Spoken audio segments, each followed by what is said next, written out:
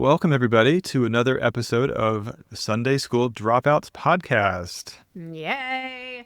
I know one time our editor Kevin put cheering in the background. I feel like it belongs in all of our episodes. Like people are excited to be at Sunday school or the dropout or Well, whatever. excited to be the dropouts of Sunday school Yes. at I any mean, rate. But I'm excited to be a Sunday school dropout. That's for sure. Yeah. I get a lot of good feedback about our podcast name. They're like, oh, that's so great. I really identify with that. So Sunday school, Sabbath school, I think we're right. on to something. Anyways, I'm really excited about our episode today with a wonderful practitioner from the Center for Trauma Resolution, Elizabeth DeVaughn, which we'll be getting into. But I just wanted to tell people up front, I think this is a really, really great conversation. Definitely looking forward to it. Yeah, we're going to be talking about all things purity culture, since it hmm is the season of purity culture, but talking about where it's showing up in other spaces, not just in like abstinence only culture. As you'll see in the interview, Elizabeth definitely has experience inside of what is traditionally called purity culture, true love weights, abstinence, virginity, but also has spent time in activist spaces and, online spaces, post-religious spaces where she has seen, purity culture or puritanical thinking or purity standards come up. And so I was really excited to have this conversation because I've seen this for years in a variety of different spaces. And I think people have been afraid to talk about it because of the purity standards that everybody holds everybody else to. And so I feel like this is a brave conversation, but one that I'm really excited that we are tackling today. And I hope it opens the door for additional conversations to happen. Yeah. I think how it shows up in other spaces that aren't overtly religious, Mm-hmm. like the churches we came out of, I think that's just a very important conversation to have because it definitely still shows up Yes. oftentimes. Awesome. Well, I'm going to give the quick disclaimer before we jump into it. We do recognize that some of the topics we discuss in any episode might bring up feelings of emotions, triggers, and require more processing, or could be too much to handle right now. So please always feel free to skip any episode or parts of episodes and come back if and when you're ready. Our goal is to help you trust your own body and lived experience so you can take what you need and leave what you don't. Hello, I grew up Mormon, and now at age 42, I'm just now in the last 6 months looking back at an incident that happened when I was a freshman in high school and recognizing it as assault. But what happened was something where an older Mormon boy, the only Mormon kid on my bus in my choir, kind of took advantage. And after that, though, I was called into my bishop's office, the ecclesiastical leader, which is supposed to be confidential and voluntary confession. But he kind of pulled the story out of me, and I had to go through the repentance process. Um, and I'm only now realizing that what must have happened was the Mormon boy confessed to his own bishop in a different congregation, and those two bishops kind of collaborated, and that's when I got pulled in. And it has taken me this long to register it as assault, that I wasn't just a consenting participant, and that the pulling in and dragging me through a repentance process was just very impositional, all the implications of that. And yep, that's my story. First of all, I just want to say thank you to this person. And I feel so grateful that we're getting so many stories coming out of the LDS church.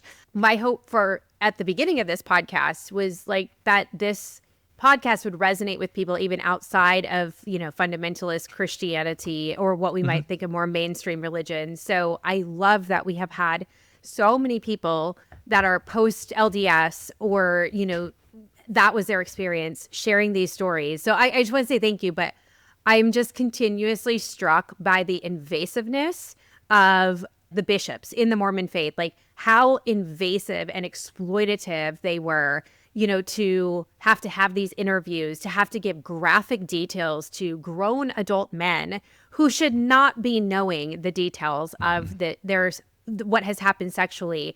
And in the case like this of assault, like not only should they not be trying to get all these details, but they should have directed that person immediately to the police, right? Like immediately to the proper channels that could take care of it. Not this like in-house bullshit that, this is a sin and so we handle it in-house. I'm just like, I feel like, again, this person's story is unfortunately not shocking, even though it is absolutely devastating.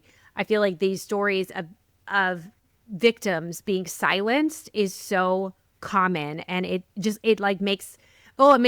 really makes me angry. So yeah, I'll get off my soapbox, but I'm just deeply, deeply saddened to hear more stories like this, and also very grateful for the bravery it takes to share. Yeah, I mean, same. And unfortunately, yeah, I've definitely heard too many stories like this. I mean, both from obviously the LDS Church, but also other evangelical fundamentalist churches, Adventist churches, Jehovah's Witness, lots of different folks. Yeah. I mean, the one thing that does seem to always seems to be a common denominator is blaming the victim. I mean, it's institutional Darvo is what's happening essentially, Yeah. where it's like quite literally you were the victim of sexual assault, and yet they make it a sin issue, and you're the one Yeah. responsible, even though you were the one who was perpetrated against, and so Yeah. That's too such a many good churches term. do that. That's such a good term, Andrew. Institutional Darvo. Yeah, I mean, I know it was like kind of on the fly or whatever, but I feel like, no, we need to have a conversation about that at some point, because that is exactly it. Institutional Darvo. Yeah. For those who don't know what Darvo is, it's a term that we use that's used in kind of like abuse and power and control dynamics. It stands for DARVO. Deny. Oh my gosh, I'm forgetting this now. It's deny, attack, and then reverse victim offender. Yeah. So I deny what's happened. I attack the other person, and then I reverse the roles from the victim, like being the offender, to now I'm the victim because of what you've done to me. And that is so common in institutions. All right. So now it's time for some listener questions. The first one that we have is, I was taught that love equals submission, self-sacrifice, and enduring suffering. I don't know how to trust my instincts in relationships now.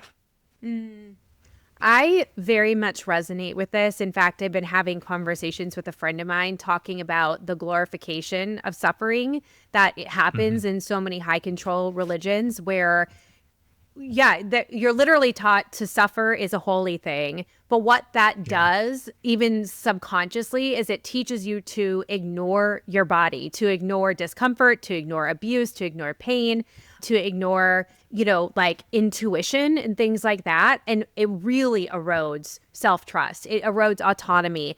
Everything that you're talking about, it increases self-sacrifice. It means that, to be in pain and suffering actually is the right way. And so if I don't feel comfortable with this, it means I'm probably doing something right. So in terms of like trusting, I'm a really big fan of Brene Brown's work on the anatomy of trust. And I will link a video in the show notes. It's a 20-minute video where Brene Brown talks about like, what are the component parts of trust? Because when somebody says like, oh, I don't trust you, like that's a really big statement, right? And so she goes through and she, from her research, talks about here's the component parts of trust. And she uses an acronym, BRAVING, BRAVING, which is boundaries, reliability, accountability, vault, integrity, non-judgmentalism, and giving the most generous assumption. And she, in the video, talks about like, what does this look like between people? But then she also talks about how does this look like in terms of self-trust? And how do we build self-trust within ourselves? What does that look like with boundaries, reliability, accountability? So like reliability, do I do the things that I say that I'm going to do? Do I show up in the places that I say that I'm going to show up? And when I do that, I'm starting to build trust in myself. I can rely on myself. Integrity, like, do I do the things that I say that I'm going to do, even when they're difficult, even when it's not easy, even when nobody's looking? Do I give myself a generous assumption, or am I deeply judgmental and self-critical? Can I give myself the benefit of the doubt? And I have found that to be particularly helpful for me and many of the clients that I work with, because it gives some tangible things to be working on in terms of how do I learn to trust myself, especially when that's been eroded. And then that automatically can translate into relationships. So as I build reliability in myself, I can also look for that in relationships with other people.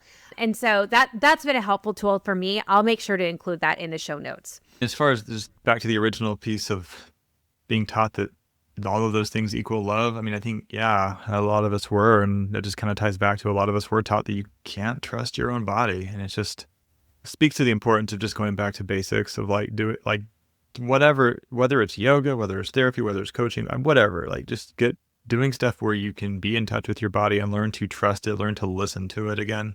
and maybe not even again, maybe for the first time ever, as I think is often the case for a lot of us who came out of fundamentalism. But yeah, but unfortunately, it does resonate. That is definitely something that I think a lot of us were told, you know. Yeah, thank you for that. Okay, let's move on to the second question. Ooh, this is a good one. I can't stop hearing voices in my head telling me that I'm too much or too tempting. Even though I've left the church, those voices haven't left me. So I think the question is kind of how do I navigate that? Unfortunately, I mean, that's just a all too common phenomenon, I think, of meaning like, Mm-hmm. yeah, you can leave the church, but oftentimes we know that doesn't mean that Mm-hmm. the way that those teachings or those experiences live in your body, it doesn't mean that that leaves you, because well, it's your Mm-hmm. body. It follows you around. It's within you, essentially. And it's not as simple as just, thinking your way out of it oftentimes. And Mm-hmm. so, yeah, I mean, this, again, it comes back to things like, I think revisiting some of that embodiment work Mm-hmm. where we can learn to feel safe and learn to trust our bodies and listen to our bodies. I also, anytime I hear narratives like this, as a coach and as a therapist, I do a lot of parts work, so Yeah. IFS. And so every time I hear stuff like this, I'm always like, Mm-hmm. ooh, there's a part, or there's an exile, Mm-hmm. or there's something, and, like, Mm-hmm. I think it's interesting on one hand, like, those messages, like there was a part of you that, is carrying that belief about Mm-hmm. itself and is doing so from a perspective of trying to keep you safe. I say all of that only to mean like your parts are trying to keep you safe, and they are inherently good. They're not, Mm-hmm. it's not because you're broken, sinful, flawed, or any of that. So starting with that premise, but then really just starting to explore that, like where it comes from, how long it's been there, like why is that part of you carrying that message? Who gave you that message? So Mm-hmm. many different angles you can take with that, but really Mm-hmm. exploring it with curiosity and compassion, Mm-hmm. and simultaneously learning to kind of come back into our bodies in ways that feel safe. And Mm-hmm. so what that usually means is very slowly, baby steps, incremental baby steps. Mm-hmm. Immediately when I heard this question, I definitely thought of parts work as well. But I think even before that, I think it's important to recognize that we can cognitively deconstruct beliefs and things like that. And that does not necessarily untangle the way that those things live in our bodies. So we might be able to say, yeah, I don't believe that I'm too much, or I don't believe that I tempt people just because I exist, right? That's one thing to say it and to have cognitively untangled that. But when that is a message that has been heaped upon you over and over and over again, like that becomes embodied. And so that's where I think something like, like a somatic parts work can be really, really helpful. So yeah, I totally echo what you were saying. As soon as I read this question, Andrew, I was like, oh, this is a part. This is a part of me that feels like I'm too much, too tempting, to fill in the blank. And can we start to work with that part to understand, where that part originated from, what that part is trying to do to protect you, right? And I hear that, that too tempting piece. And I feel like I've dealt with that before, like having that part was like, you're too tempting, just showing up is too much, right? And that part for me was trying to protect me from being ostracized or rejected or shamed or judged by other people. So if I could do that to myself before somebody else could do that, that actually felt better. I could then figure out ways to not be too much or not be too tempting or things like that. And so then my job is to work with that part and help to kind of uncouple those messages and be able to tolerate showing up in spaces or being my full self, right? And not having to temper or silence myself as a result. So yeah, I think that parts work is a really great place to start when you're wanting to navigate through that. I'll steal Andrew's book recommendation of, No Bad Parts by Dick Schwartz. I think that's a really, really helpful place to start. There's also another book called Parts Work by Tom Holmes and Lori Holmes, and it's an illustrated kind of workbook I really like. I'll make sure that both of those get into the show notes as well. And so if that's something that sounds interesting, just based off of this conversation or previous conversations that we've had around parts work, I think those would be some really great resources. All right, now it's time for one of our listener stories. As a teen, I sat in a room alone with a full-grown man from my neighborhood and had to describe how I touched myself and how my boyfriend touched me. And I was the one who was supposed to feel shame. I was also told, and believed, I became pornography when I wore a tank top. Welcome to Mormonism. Wow, this is an LDS post LDS heavy episode, but I'm loving this. And I don't think that this is like specific to Mormonism, because like I have heard so many stories similar to this from a variety of denominations, but I do think Mormonism kind of takes the cake in terms of like this being a very prevalent part of their worthiness practices. And so that idea of, I was told and believed that I became pornography when I wore a tank top. I was not told that exact thing, but I was told messages like that. Like I'm living, walking pornography by wearing a V-neck shirt, or by wearing pants too tight, or just the simple fact that somebody was tempted by me or lusting after me.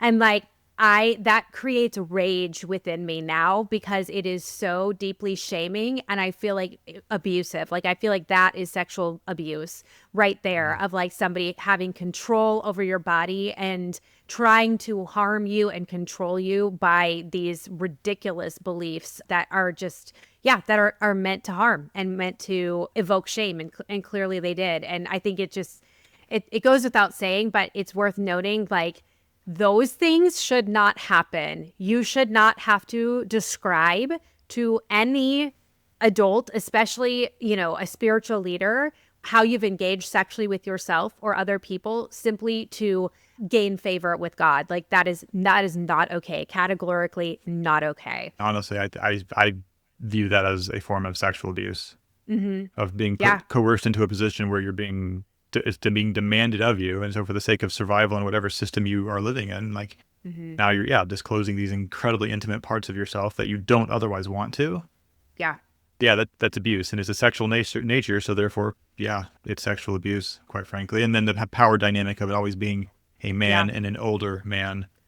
And I'm sure she was as a teen, unless she was 18 or 19, but even then it doesn't matter. The power dynamic still is there. Yeah. Yeah, and a man who's like tied to God, right? Like God's mouthpiece, God's spokesperson, right? So if I don't do what they're saying, my eternal destiny is at stake. Like that's another dynamic of power and control and abuse right there. It's so gross. Elizabeth DeVaughn is a practitioner at the Center for Trauma Resolution and Recovery with over 15 years of personal and professional experience in healing from trauma, shame, and anxiety. She holds a Master of Arts in Counseling from Trevecca Nazarene University and a Bachelor of Science in Psychology from Western Kentucky University. Elizabeth is trained in somatic experiencing, emotionally focused therapy for couples, EMDR, and trauma-focused cognitive behavioral therapy. Elizabeth has over 12 years of experience specializing in domestic violence and issues of power and control in relationships. Drawing from her personal journey, having attended church independently to seek spirituality rather than growing up in a religious family, Elizabeth highlights how purity culture's psychological effects are so insidious that they can impact even the most casual churchgoers and those outside traditional religious communities. She is passionate about exploring how purity culture shapes our relationships with our bodies, our tendency to overgive, and even how it influences activism and progressive spaces. Elizabeth is the host of the upcoming podcast, The Relationship Skeleton Key, where she delves into the root causes of power and control and offers insights on building lasting reciprocity and safety in relationships. You can find her work at elizabethdevaughn.com and on Instagram at elizabethmdevaughn. Welcome to the Sunday School Dropouts podcast, Elizabeth. It is so wonderful to have you here today. Thank you so much for having me. Yeah, I'm really excited. Yeah, I am very excited for this conversation because I know we even talked about this before starting to record. Like this conversation has morphed over the last couple months, and we kind of started at one place and we're adding in other stuff that I think is really important, especially because this season we really are talking about purity culture in all of its different facets and how it shows up in a variety of different impacts and symptoms and the ways it still shows up in our lives even after maybe having left a high control religion. So I think our conversation today is going to hit on so many of those things.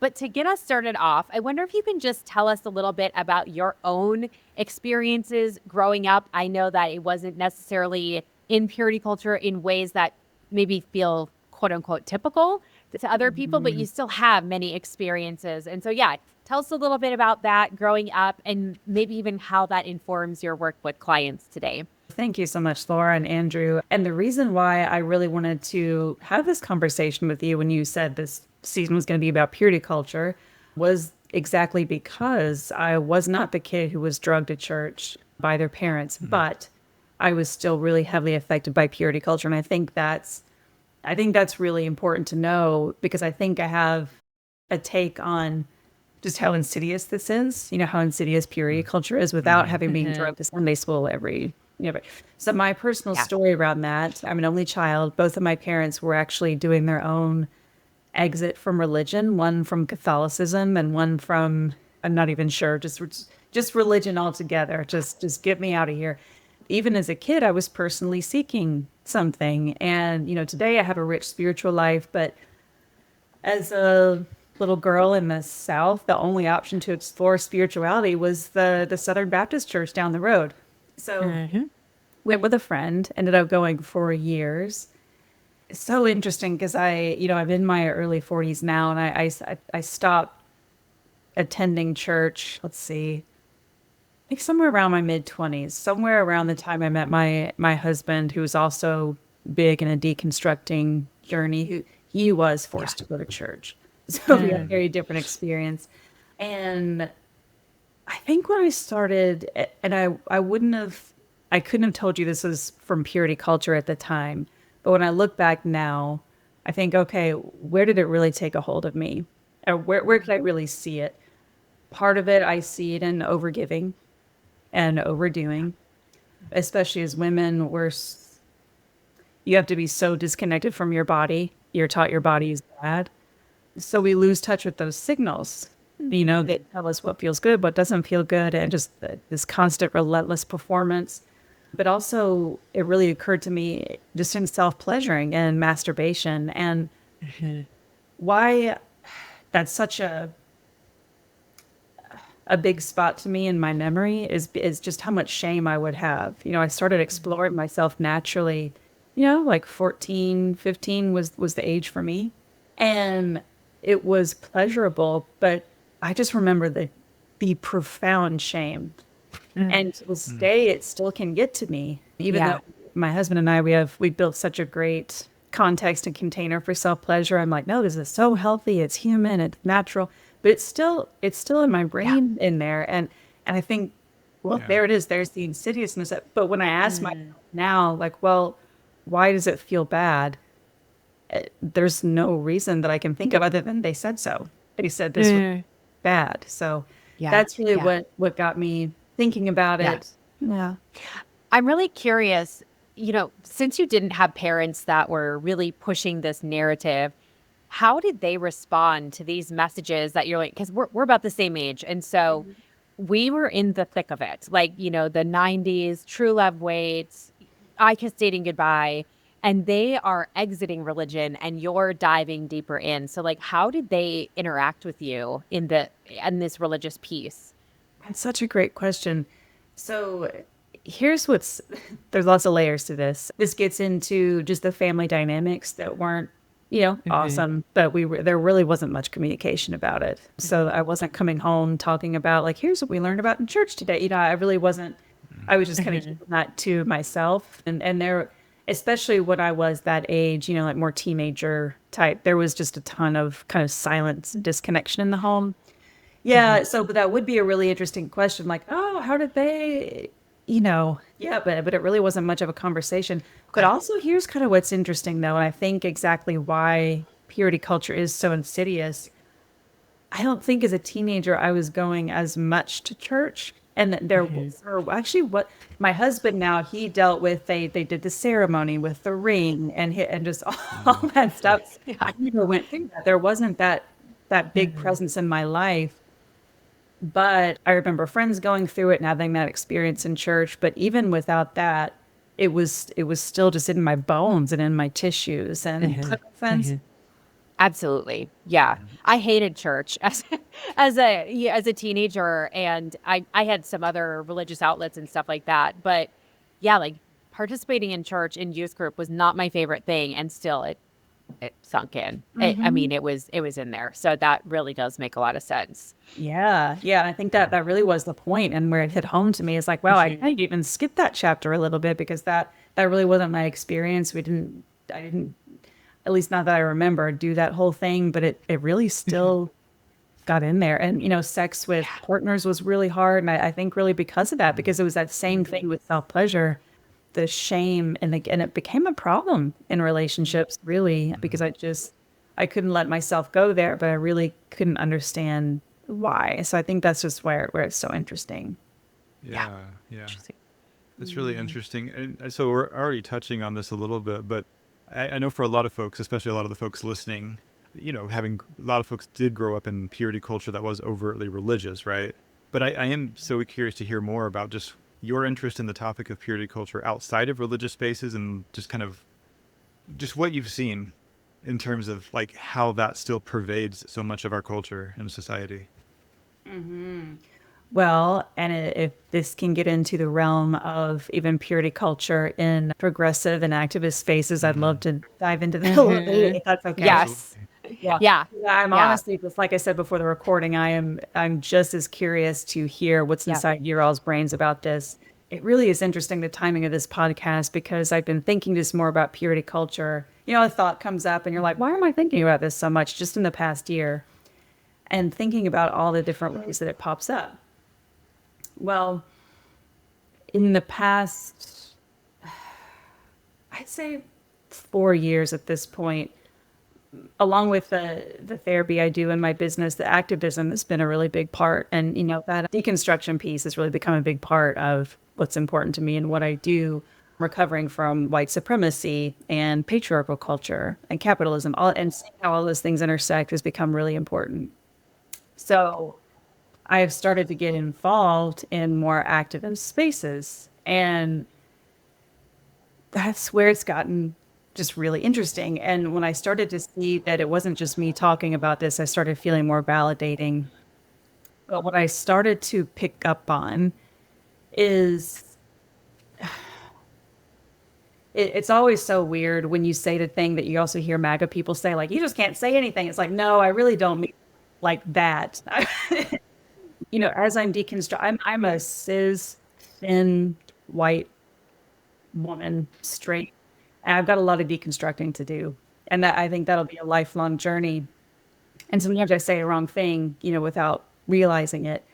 And that's the experience I've gotten from several people who are trying to deconstruct. And there can be some spaces where if you say it wrong, or you're just not sure kind of how this works yet in a deconstructive way, you really get attacked for it by other progressives. And I started to find that just really, really interesting. Or if you're late to the party in any way, like, why haven't you already been doing this for 5 years? Why haven't you already been doing this and being this? Which part of it I see that I get the rage, like, hey, people are hurting now, and white supremacy has been a thing for a lot. Like, come on. But also it just feels, and what I mentioned to you all in the recording is this is still a vulnerable topic for me because I'm still learning. I'm just curious about it at this point. But there feels something different about the rage. It feels more like purity. It feels like moral superiority. And unless you get it perfectly right the first time, unless you are deconstructing perfectly, I don't want to have a conversation with you. And cancel culture, essentially. Like, well, you said it, you're canceled. It's like, well, if I'm trying to do better, make some space for me to do that. So that's what I've been noticing. I'm just so curious to see if you all have noticed anything similar, or what your thoughts are about that. Yeah. I mean, what came up for me as I've thought about this off and on. I'm so glad we're having this conversation. Andrew and I started off the season talking about like what is purity culture and trying to expand it beyond essentially like the virginity culture. Like, 'cause obviously that is purity culture, but also it's so much more than that. And it was I think we kind of framed it as like any system where there is a standard of purity that has to be met. And that is what you are, trying to go after, or that becomes the right way to live. And that doesn't just have to be connected to a religion or an abstinence movement. It could be a social justice movement, a political movement, a community, a group, anything like that.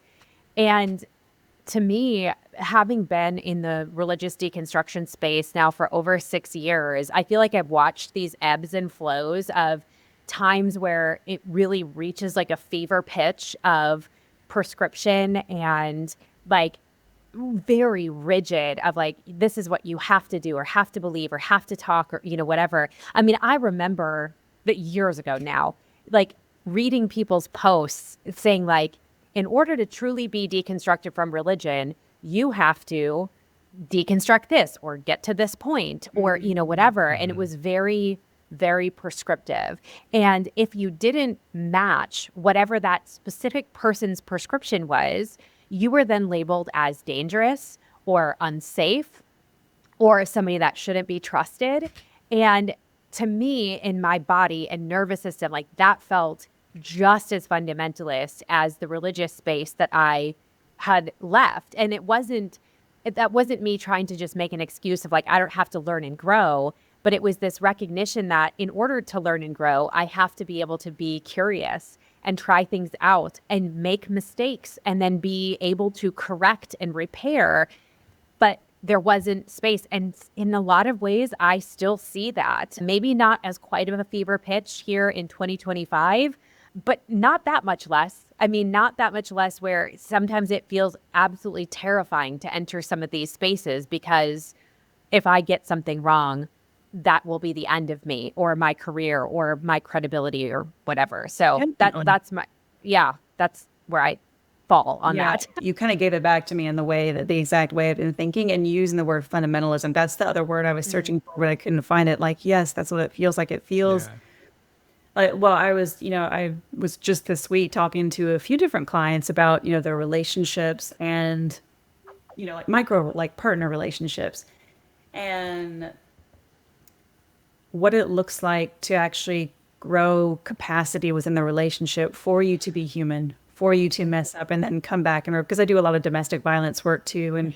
abuse is just a whole different category, a whole different thing that it's not workable. There is no, and I look at that like a macro system too, same way. But in a workable relationship where we actually do have the same goals, you're still going to be human. And can we create a container together where you do have a room to stretch out and to try and fail, but also to repair? And that's exactly what I think of in these more progressive spaces. Again, there's always and even in my own body, I've been thinking, I know there's a difference between just that sacred rage of like, come on, everybody, that is needed. And this fundamentalism, and it has to look exactly this way. There's not room for people to, we've got so much to deconstruct, so much in this culture, and it's layers deep. So are we, and now I'm thinking of cancel culture. So are we differentiating between people who really have no remorse, they're not trying, then maybe it's just pure boundaries needed versus people who are trying, don't we want these spaces to be more invitational so we have more power to fight the big problem? But we have to have that room to try and fail and mess it up and learn. Yeah, I agree. I've seen a couple of words that came to mind. I feel like there's a lot of this thing playing out. This also played out back in church culture too, and that is finding safety in uniformity. And when you don't see that, trying to impose conformity, usually utilizing shame, as weaponizing shame to make that happen. And I don't think a lot of folks would say that's what they're doing or even recognize that's what they're doing. I think there's a lot of people that do have good intentions and unfortunately are still replaying the muscle memory of shame-based fundamentalism. It's just the brand and the aesthetic has changed. And then the other dynamic too, it still ties into all of this that I've seen, like whether we're talking like cancel culture, like whatever, just all of the stuff that touches on that, and how that all plays out on social media and places like that. There's also a lot of folks that I feel like, again, similar to church culture, don't necessarily on their own and of their own initiative or whatever have an opinion, but there's people that they admire and follow and look up to, and whatever that person says, they're on the bandwagon and loudly parroting whatever is being platformed. And is that a conclusion they would have ever arrived at by themselves? Maybe, but in some cases, I'm pretty sure that the answer would be no. And so, I don't know, I guess we would call that, but just kind of like that mob mentality where there's a lot of folks for the interest of staying safely in the ranks of uniformity are just taking Yeah. and running with stuff that I don't know that they would quite frankly give a damn about if it was just them by themselves. Or at least they might approach it differently. For example, maybe they would approach it with more curiosity of like, oh yeah, I heard this thing about you. This is actually pretty concerning if true. However, I would like to hear your side of it first. Because like that whole ability to have interactions with people, to assume that you're having a good faith interaction with people. I think so often the assumption is that most of the interactions are bad faith interactions, and therefore we just jump straight to destroying people because Yeah. they don't want to do better and they're harmful, and therefore, which I mean, if they've proven time and again that they are harmful and are not open to growing and repairing, fair enough. Cancel them. Yes, I hear that. But I feel like sometimes that's taken as a first response rather than a last resort. Totally. And Andrew, when you Yeah. said muscle memory, that's also kind of what I was searching for. You know, as Laura and I, we talked about in groups, the somatics of pattern repetition. So it's Yeah. that familiar embodied experience. I'm just doing it on the other side now. There's this woman that she had a TikTok video, somebody forwarded. Maybe I'll send her name because I can't remember it, but I'd love to credit her. Yeah. But Yeah. she said, she called it the authoritarian left, which I thought was really brilliant. And when she Yeah. was talking, Andrew, about exactly what you were just saying, is it our if we really are deconstructing, we're probably going to have some pretty hard conversations because we're critically thinking and we're moving through our old conditionings to find somewhere new. And Guy, if I say something that's not right, that's not pure, am I just going to be kicked out? So she was looking at it more as like very performative, very virtue signaling, which I agree. Am I just going with, which I mean that feels more like cult stuff. It's like, yeah, you're redoing Yeah. that. Like, I'm not critically thinking. I need to be on this side. I need to be on the right side. So I'm not actually having those deconstructing which would actually be a lot more beneficial because I'm so terrified to be wrong. And I'm like, well, that's what we're creating on the side of doing things differently. That's a problem. Yeah, I All agree. of us in our work with clients, we kind of come from a physiological or nervous system lens that we are helping support people through that lens. And I wonder if we can just like talk about that in relation to this as thinking, the lens of purity culture and how our physiology, because I think we're all kind of saying it, but, like nervous systems seek familiarity and they equate familiarity to safety, which is kind of what you were talking about, Elizabeth, like pattern recognition. And so, yeah, so when we are in these high control religions, for example, where uniformity equals safety, then our nervous system registers that is like, so long as I'm not dissenting too loud or asking too many questions or pushing or whatever, that I'm going to be included or connected to the group.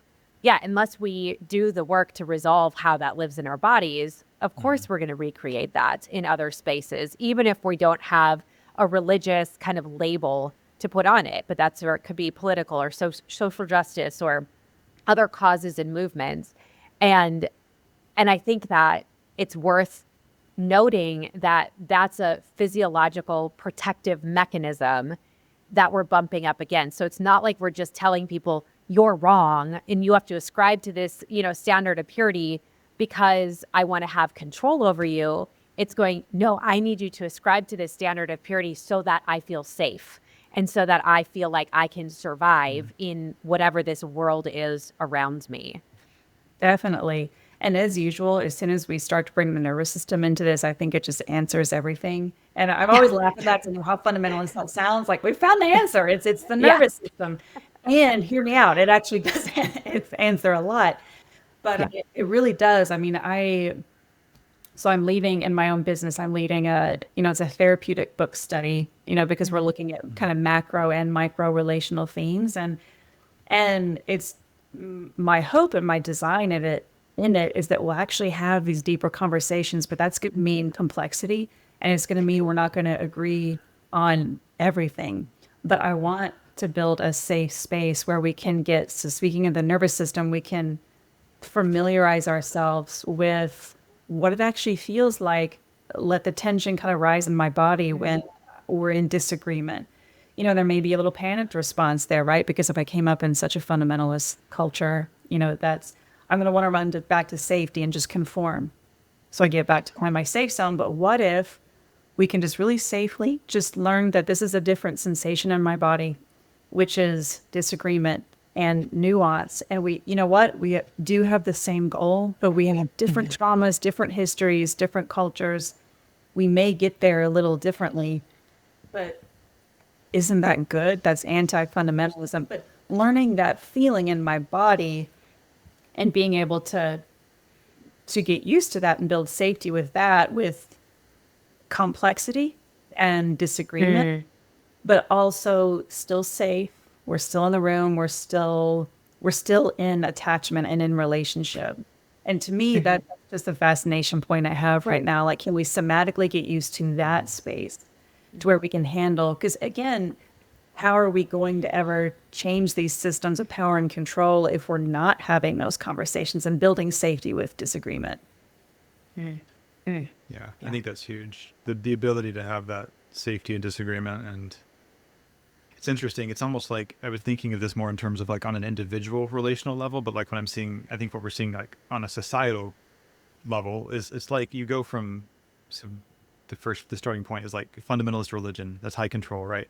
You go from maybe being overly passive, being exploited, taken advantage of, walked all over, right?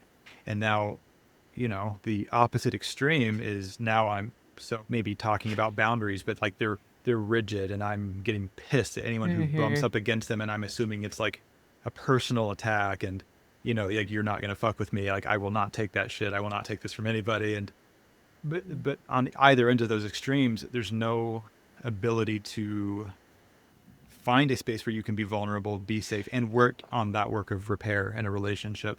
And granted, in some relationships, because it takes both sides to collectively want to do that, I realize it's not always safe to do so, but there's never a chance given to the work of repair. It's like either we're being taken advantage of or we're in fight mode, basically. That's exactly it. I mean, yeah, it's that swing, the pendulum. And in this conversation, I've thought of this so much about, and this could equally, I think, equate to people coming from a high control religion or out of a cult. But also, I work with a lot of domestic violence. I know you have. So we think of when you escape a narcissist who's also an abuser. Well, for a while, everybody's going to look like a narcissist if they show a boundary or if they are direct or something. And honestly, I think that's a necessary part of the healing process, right? That's kind of that, maybe that protective coating that you need. If it gets you away from the actual abuser, then fine, do what you need to do. Of course, it maybe starts to be a problem if 10 years down the road, everybody's still a narcissist, right? So I'm really curious right now if collectively, if that's maybe a little bit of what's happening. I don't know, but maybe, are we just kind of stuck in that if it looks any way? Well, my friends and I have even been talking about, God, in these progressive spaces, if I ask a question, I can be looked at like I'm a MAGA person. And which makes me feel a little nuts. I'm like, well, I know for sure I'm not that. But, it's that deep polarization. It's absolutely one or it's absolutely another. Which, again, when we're really healing from something for a while, for sure. But are we staying stuck in that? And it's always just one thing or another. There's no complexity. Well, that I would imagine, at least from my perspective, feels much safer in the nervous system. Like, as humans, we love certainty because it feels so crystal clear. And it feels like I can know exactly what I need to do and say and think and interact to be safe.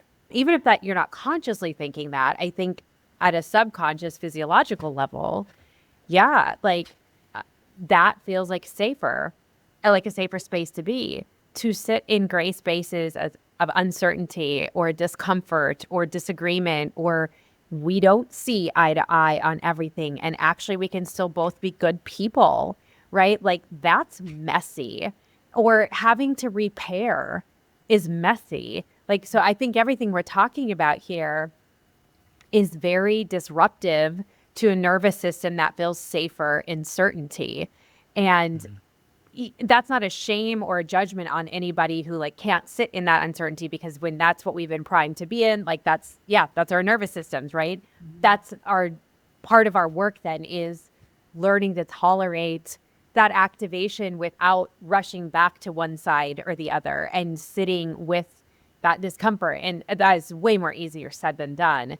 But I just think that I think people would, I mean, they'd be able to experience a fuller life, I think, in that space. But I think it would dramatically shift relationships, and even not just like between one to one, but also just how we relate to everybody around us, because then we're not looking for the next danger. We're just letting people come in and out of our lives as humans, and we don't have to defend ourselves all the time, which feels far less exhausting to me. Totally. I mean, yeah, that what a way to live. I mean, that's goals, and that for sure. And I think you really just nailed it. And that, a black or white scenario is definitely, that's easier. That would feel much safer, especially if that's what you know. And it reminds me of a conversation that I invite my clients into a lot, which is, what if a lot of what healing looks like is the growing the capacity to hold more. So it's when we come from such fundamentalist cultures and relationships, we learn to hold one thing or another. It's so rigid, so binary. But what if we're just learning to hold more? Like, no, a few things can be true at the same time, and multiple things can be true at the same time. But we have to expand that capacity, like that comfortability, right? To not rush back to the other side, but to hold that discomfort in our bodies. Yeah, that's beautiful. And I think it's so important, and we touched on this a few minutes ago, but just acknowledging the nervous system. I think recognizing how the nervous system, it's like literally physiologically is playing out in real time, is so helpful for folks, just from like a psychoeducation perspective, because when you realize and recognize muscle memory, neural pathways, whatever framework or however you want to word it, like, it's old habits die hard, as they say, and that's okay. You've spent a lot of time reinforcing them, so new ones might take time to build up, and so there's not a moral failure when you slip back into the old way of doing things. You notice that you can intentionally redirect yourself and go from there. But when we have such a collective shame response to when we do slide back to the old neural pathway, well, I mean, as a shame response does to the nervous system, it just shut down. Yeah. And that I think is the result or the consequence we see happening a lot. Definitely. That's exactly why I split into Laura's email when we were planning this podcast, and like, can we talk about this though, actually? Because I thought, man, I want more spaces where we're talking about, progressiveness and deconstruction and doing something new than power and control structures, but with the education of the nervous system and how that could be coming into play. And I think that's such a needed thing right now. Yeah. I wonder if we could talk about it a little bit more specifically, kind of this idea of always having to do the right thing, which of course is subjective and changes also from person to person. I think we need to note that, like, what is right is going to change from person to person. But yeah, if we can maybe talk about like how that mirrors some of that religious language of like, righteousness or sin, and really how that can impact the relationship that people have with their bodies, boundaries, pleasure. Yeah, all of that. That's a big question. Start anywhere, but yeah. Yeah. Oh, good. Yeah. Because no, that's, my brain is lighting up as you're asking that. Because I'm like, gosh, I always tell people I'm a recovering perfectionist, and like that. The older I get and the more I go along, I realize how many different places that actually probably comes from. Early on in my healing, I thought, oh, well, of course it comes from my family of origin because this is, and yes, and just the wider system of purity. And of course, now I'm thinking, gosh, chicken or egg, was it religious first, or was it patriarchy first? Was it white supremacy first? What influenced the other? I don't, that's fascinating me right now, because I really was that kid that, I completely bought into that, and I coped by being the best and doing it the most perfectly. So I had a memory earlier that I didn't say out loud, but I'll say it now because it is this. It's both a sad and endearing memory to me. As a kid, first getting into church, going with my friend. And let me tell you, my friend did not give a shit about church and Sunday school, but her parents took her, and my parents hated church. So like, I really wanted to go to church. So I was the first one to learn how they make you study all the books, the Bible, and why, I don't know. You just have to be able to memorize them. I took so much pride in how much I was in my room practicing that. And that was the gust that I had for finding a spiritual path, and that's still with me. But it's just, I was about to say, thank God, haha, my version of God. Thank goodness that I have found a way for that to really be present and expressed in a much more free way. But I tried so hard all the time to just get it all completely right. And yeah, and just I'm thinking of all the ways in my life that traveled with me everywhere. Of course, when they talked about sin, and I just had to make so much sure, like, oh well, that's not me. I'm definitely on back to the dichotomy, right? The binary, like, well, I always have to be, and I am because I know my Bible verses and I know this. I'm like, oh, no wonder I have a lot of healing to do. I'm curious too, your thoughts on this, just for those of us who, are doing the healing work, but are in these more activist and justice oriented spaces. What helps prevent falling into just another version of this overfunctioning or moral self-denial? Like, what keeps, because I mean, clearly we've talked about it's easy to slide right back into fundamentalism and that part never changes. What helps prevent that? Totally. The first thing, I'm sure there's many, many, many answers, but the thing that comes to my mind with that question is coming back home to the body. And so it's so interesting with purity culture, right? Because we have to be so turned off to the body. I mean, I guess the experience is probably pretty similar for men. I can just speak to how it is for women, but the body is so bad. And especially any of your sexual energy is just very, very bad. But that's where I think about, sometimes I run groups specifically on pleasure and specifically on recovery from purity culture for women. And I personally think pleasure is such a portal to getting to know the body again and to reorient to the body in a way that it there's nothing bad here. And that helps me know like what feels good, what doesn't feel good. And so when I think of, how do we not just recreate these things all over again, the same system, but in a progressive space, but in an activist space, maybe just connection with your own body. Can I get to know what it feels like when I'm responding out of fear and just not wanting to be kicked out of the group? Like, how does that land in my body? Well, I can only start to know that if I start coming into contact with my body, like what feels good, what doesn't feel good, what feels neutral. And yeah, I think that's always such a grounding spot for me is like, yeah, when I'm in, because I know myself now when I'm really virtue signaling, my body feels really different than when I'm actually having conversations and really being discerning. There's such a calmness there and a rootedness, and my brain is like moving fast. Does that make sense? I think just the back to the body and learning its signals. Yeah. I mean, to me, it seems very like obvious when we talk about like true love waits, virginity, purity culture. Obviously, the body is impacted. But I wonder, like, when we're talking about purity culture outside of that specific religious space, what do you like? We've kind of been talking around it, but what do you think would be the impact on the body? How does that show up for people where their purity culture is not necessarily connected to religion or these very overt messages that your body is bad or sinful or evil, shameful? Does that make sense? And can you ask it either again or a different way? Just make sure I know what Yeah. you're using. Yeah. Just kind of like, how does we'll say non-religious purity culture, right? How does that impact somebody's relationship with their body?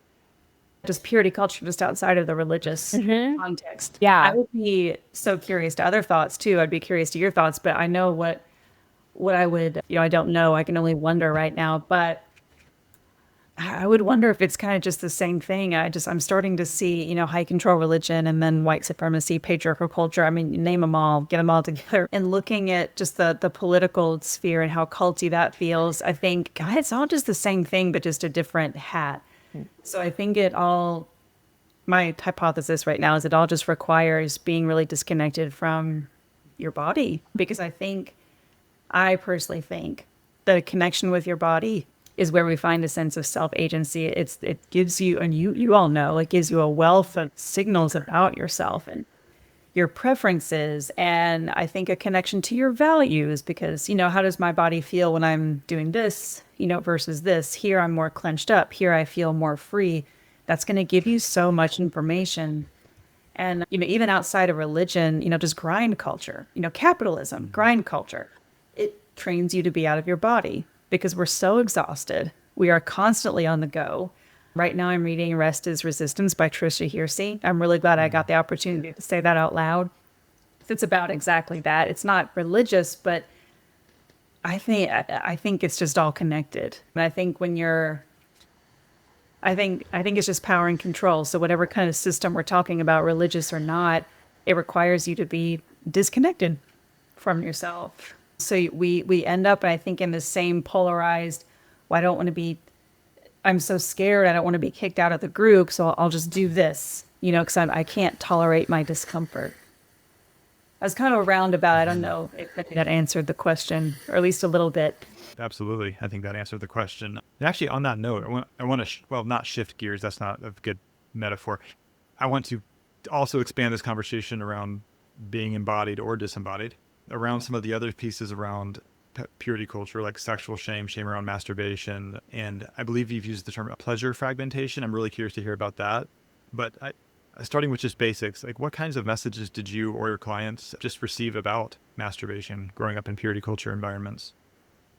Oh gosh, just the same. I hear my clients talking about it the exact same way that I always felt about it. And the same thing, we can't really say why, but it's so bad. It's just such a bad thing. And even when I think about my 14, 15-year-old self being just locked up and frozen in shame after I was self-pleasure, I can't even think about, well, here's why, when I go back to my memory, here's why it's bad. It's like, no, it just is bad. And that's the same thing I've always heard, from my clients. It's just, no, I guess we don't know why, because there is no good reason there. It doesn't actually make sense. And that's the nature of power and control, right? It just, it's not based on anything real or anything logical. And it's just, especially a woman's body, and especially a woman in her pleasure, is just very bad. Because I have so many thoughts on that too, because I think when we do come back to our pleasure, that's where we find our power, our sense of agency, autonomy. And that's not what a power system wants. So of course, if we're just trained from the get-go that the body is bad, sex is bad, we're probably easier to control. I think that's such a point that like needs to be overstated. You know what I mean? Because like, yeah, when you were saying there was really no reason, it was bad. Like there wasn't a reason it was bad. It was just bad, right? And in a system of power and control, you don't actually have to explain yourself. You just give the rule, and it's like the because I said so, type of thing. And yet then it leaves just this enormous damage that we have to deal with relationally and physiologically and psychologically. And yeah, anyways, that's a roundabout way to say, like, I wonder if you can speak to that a little bit of like the actual toll that takes. What is the toll that takes psychologically?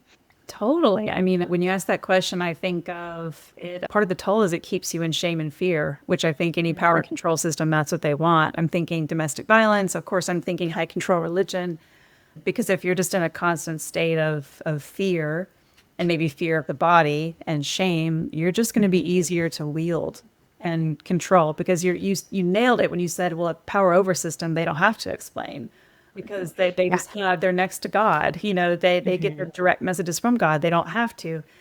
And we're humans and we're mammals and we're connective, so we're all susceptible, to that. But yeah, I think a culture like that, that's just what I think of. We learn the body's bad, so we disconnect from it.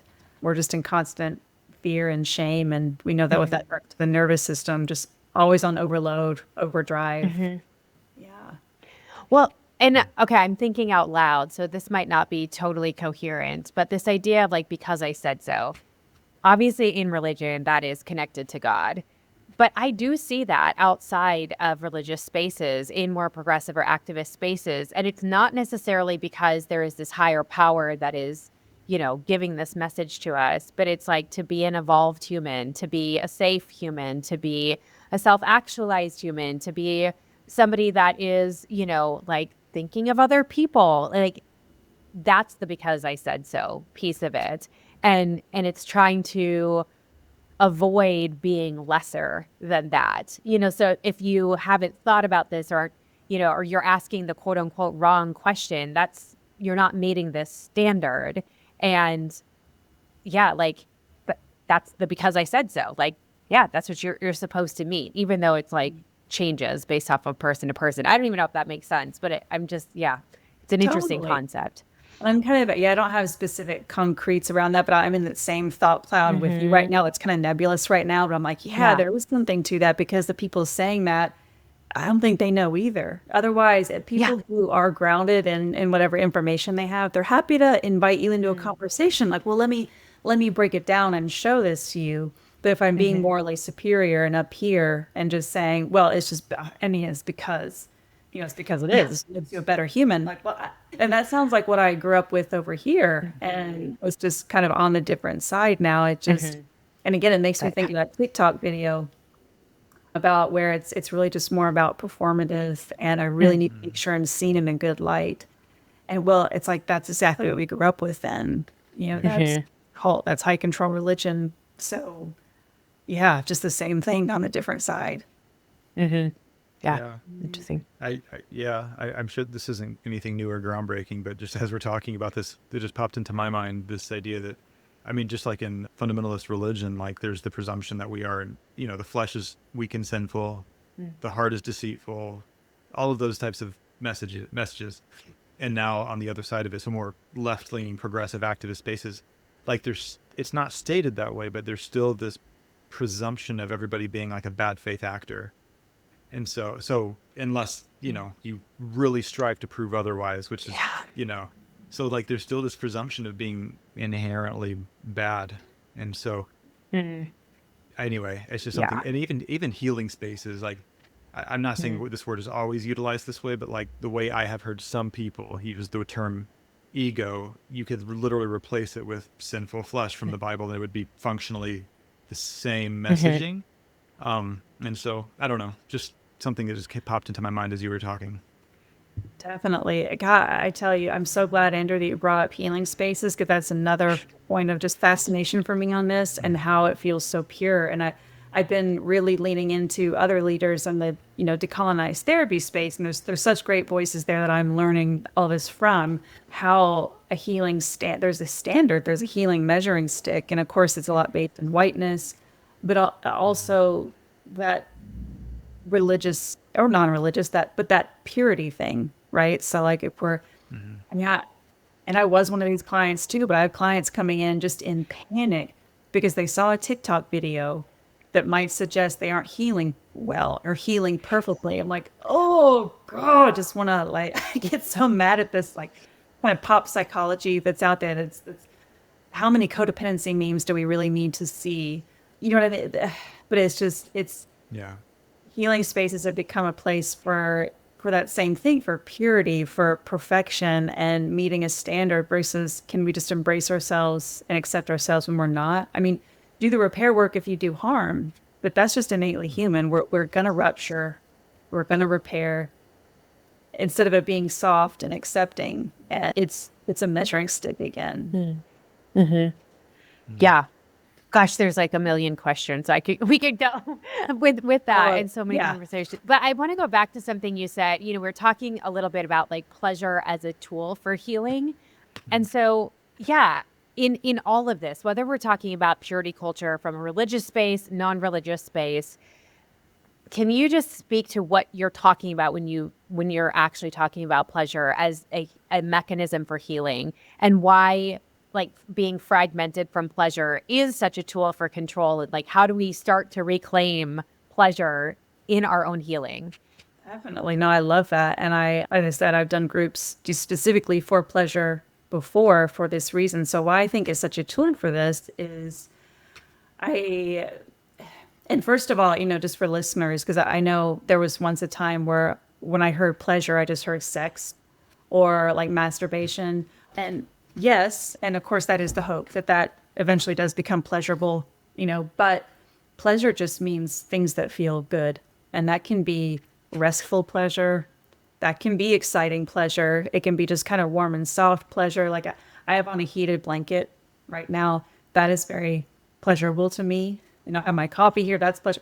So that there's so many different ways. It's just, and you all know this from the world of somatic, healing is that part of what even just expands our capacity to heal trauma and to hold more and hold multiple truths at once and have better relationships is me feeling safe with things that feel good. And talking about the nervous system, knowing what it's familiar with, if all I know is fear and shame, that's what I'm going to always lean toward. I'm used to what that feels like in my body. And I think that keeps us even further from our bodies because we can have a fight flight response to that. Like, this is too scary. I need to get out. But pleasure, I think, invites us back in. And most of my clients, we have to start so small, so don't think about just the craziest hot sex with your partner. Not yet, we'll get there. But first, what's the favorite thing you like to drink? Oh, I love tea. Okay, well, can you just make yourself a cup of tea and then come back and we'll just work with that.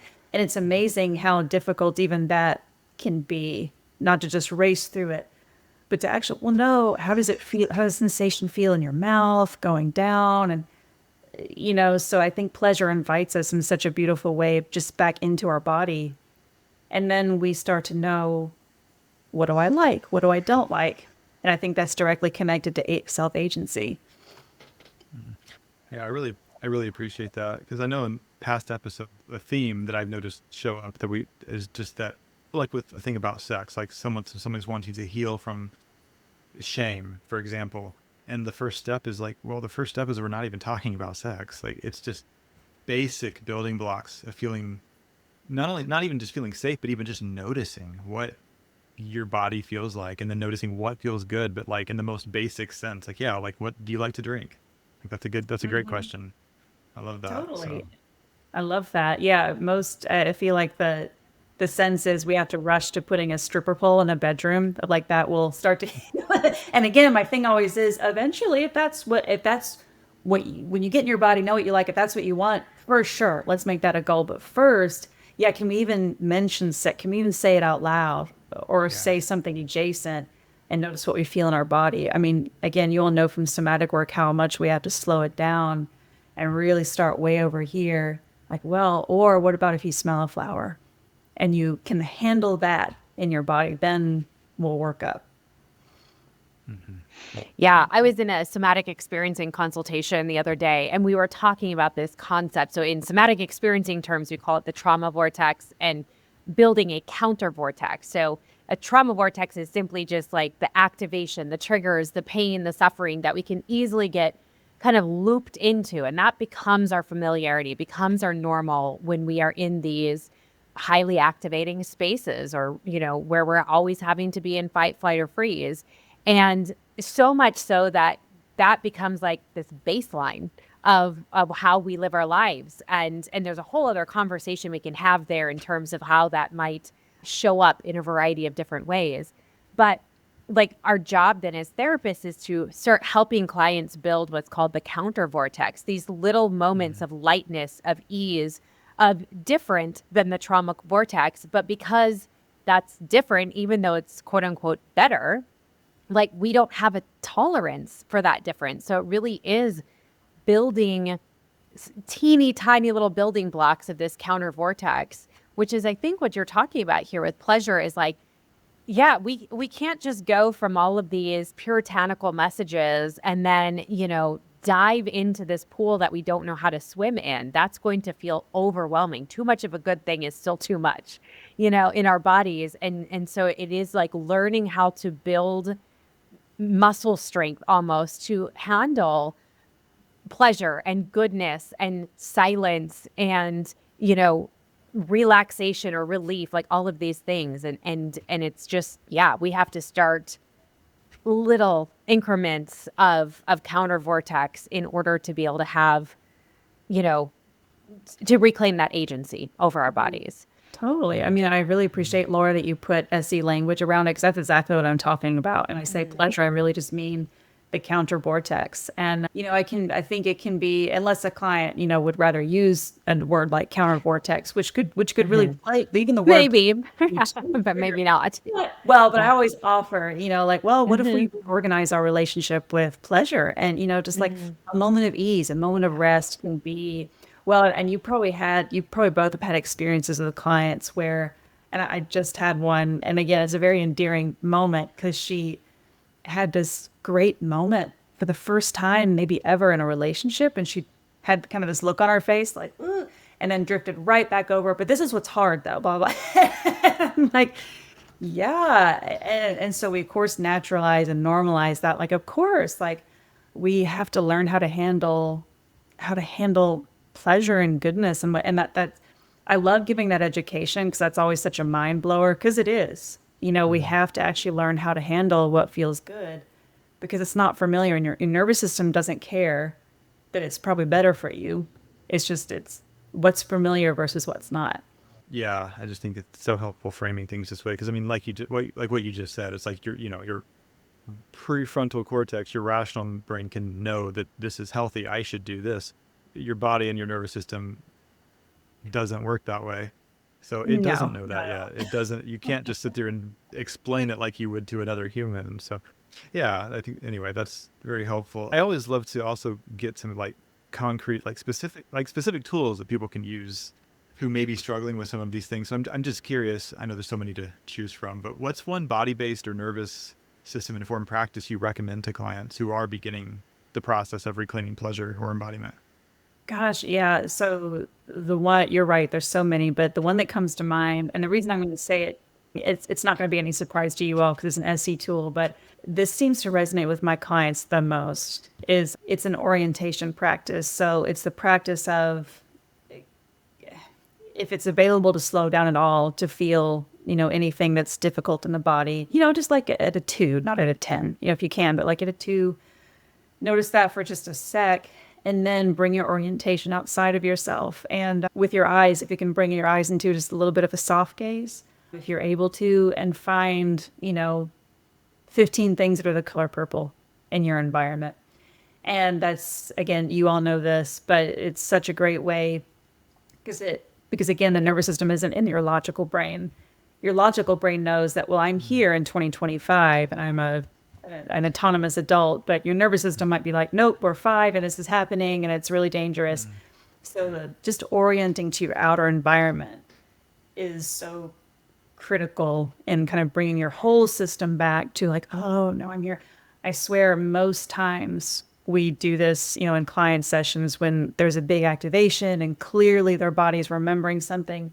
We're graciously trying to learn how to handle it, not all at once. So we orient to the outside of ourselves and then it goes right back down and they feel much better. So I think that's a really lovely way to start being in the body because it can be intense because when we've always been taught the body is bad, we're not going to be able to handle it all at once. So, okay, well, orient to the outside or look at a really pretty tree. What's your favorite thing that you see out here? But just kind of go on the outside of yourself and then back in with maybe something you feel.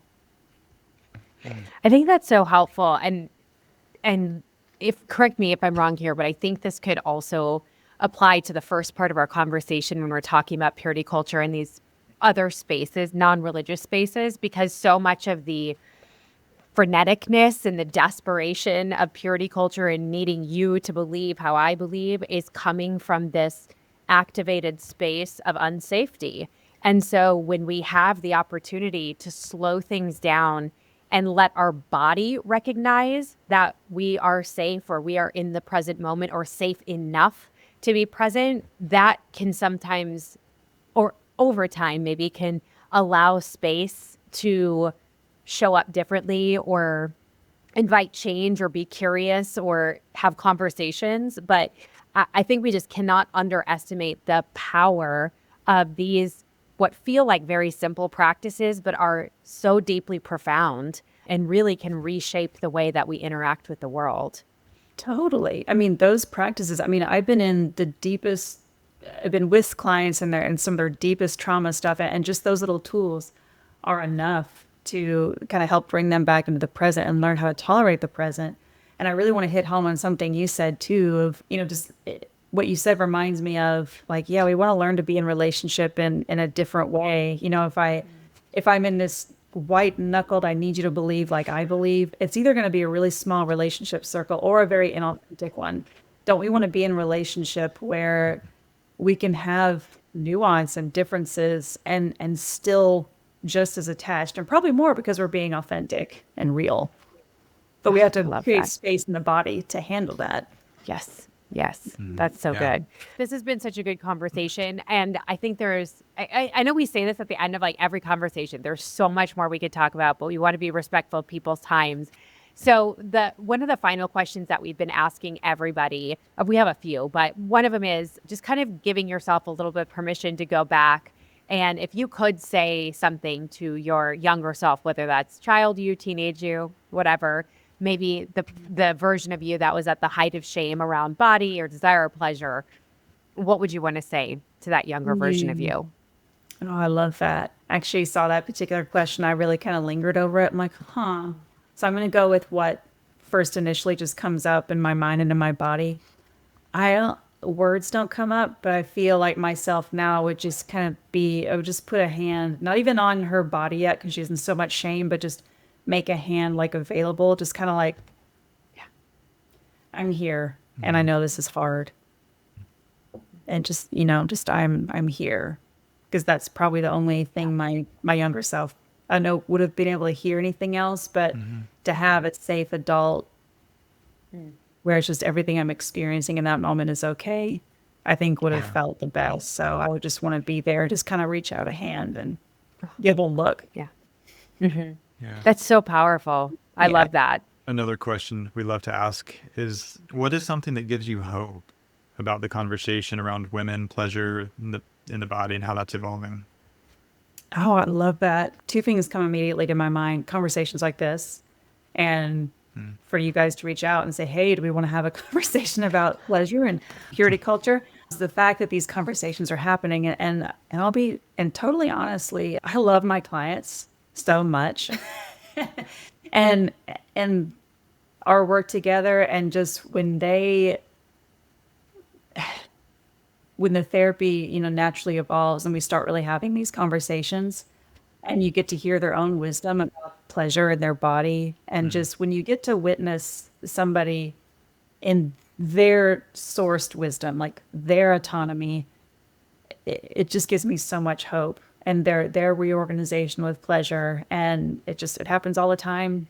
And like, okay, it gives me so much hope that healing is happening. It is being done. Some days it's really hard to see when the news gets hard and the world is very hard. But seeing all these little pockets of healing that are happening gives me a ton of hope. Yeah. Yeah. They're glimmers, right? Like those are like the Seriously, moments of we lightness need- and ease. And a client recently asked me, she just asked, it's like, are these sessions kind of healing for you too? And she was wondering, I said, I'm going to be honest, they really are, so, please don't do it for me. But, just they are. I always get nuggets, as I think most of us always do, that when I'm in the presence of healing, it can't not be healing for me. I'm just in the presence of it. It's kind of happening, it's happening right in front of me. So, yeah. Yeah, it's really beautiful. Yeah, I love that answer. So, well, I'm just very grateful for this conversation. And like I said, we could probably have gone at least 2 or 3 more hours just kind of noodling on these topics. But I think this is like a really great start, and also kind of an invitation for people to be thinking about this and maybe even getting in touch with you if they're like, hey, this is like ringing some bells for me. So to that end, just curious if you can share like kind of where people can find you, or if they want to follow along with anything that you are providing, whether that's coaching or therapy or courses, or where can they find you? Yeah. Well, thank you for that. Yeah, I would love that. And you can find me a couple different places. Of course, I am a coach at the Center for Trauma Resolution and Recovery. So you could find me over there. Great group. And I also have my own business where I do clinical therapy and also do the same type of somatic coaching. We do a lot of stuff with nature, with the Wheel of the Year, and with archetypes as well. That's where I'm doing my therapeutic book club. So it will be transitioning soon, but right at the time of this recording, you can find me at, it's just elizabethdevaughn.com. I'm less active these days on Instagram just because my little relationship with social media right now is not, I don't know where it's going to go, but it's not great right now. But I'm active enough, and you can find me at Elizabeth M. DeVaughn on Instagram. But mostly I'm active like on a website and newsletter. So yeah, just fun the name. Yeah. Awesome. Yeah. Well, I will make sure that all of that information gets in the show notes, because I really do hope that people will kind of follow along your own journey too, as you're figuring some of these things out. And I very much appreciate the way that you're able to kind of expand this purity culture conversation. I was so glad that you were like, hey, we need to talk about, in these other spaces. I'm really, really grateful for that. And so glad that you came on the podcast to talk about it today. Yeah, I received that. And so am thank you I. so much. Well, I'd like to say just a really special thank you to you, and just kind of to punctuate that a little bit. I'm so grateful to have these conversations. And I'm glad for the chance to say right now how fearful my nervous system has been this whole time of making a mistake, of saying something wrong. But I think that's the exact point. I think these conversations, even though I've been terrified, this whole time, but it's really important to me to show up for that. I'm like, but I think we all will, but we also are wanting this stuff to happen, but can we just move through and like make room for people? So I'm kind of saying collectively, but make room for me to mess up and let me, repair. But I want that for everybody. So thank you all for providing that container for this today. Oh, well, you're very welcome. And all of you is welcome here. So, all the messy parts, all the put together parts, she's all welcome. So yay. Or spells. Thank you. Thank you once again to Elizabeth DeVaughn for such a wonderful conversation. It was so great to have her here today, and I'm just really encouraged by everything that she had to share. Once again, if you want to find Elizabeth, make sure that you check out the show notes, and you can connect with her on her website, on her Instagram, or you can begin working with her at the Center for Trauma Resolution and Recovery and schedule your free inquiry call with her today. So I think with that, Andrew, all of God's people said, amen. Amen.